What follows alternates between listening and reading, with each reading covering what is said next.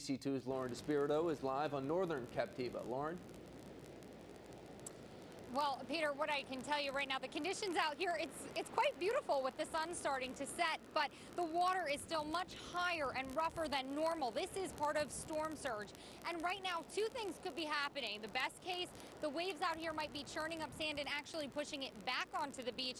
Or what erosion experts fear is that, in fact, the opposite is happening, causing more damage to a beach that's already seen a lot of it.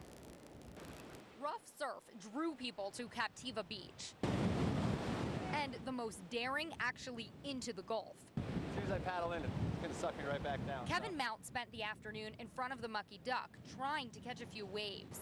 Current's really bad, probably about 5-mile-an-hour current, just straight from south to north. So after you catch a couple waves, you got to walk a mile or two back up the beach. Wind rarely let up, and tides stayed high as Isaac surge moved through Lee County. On Sanibel Island, water rose to the dunes at Lighthouse Beach. There's no beach, just water. And waves crashed over the Sanibel Causeway, prompting officials to keep an eye on conditions. The waves are awesome, and it looks like they're going to come right past the grasses and wash us all out. Erosion experts hope that doesn't happen. Dunes keep storms from washing away the coastline. But as long as high tides and strong currents stick around, there's no telling what kind of damage the surge could do. Hopefully tomorrow will be a little more calmer and get one good day at the beach before I head back up north. Calmer, too, so crews can get their first look at how beaches fared.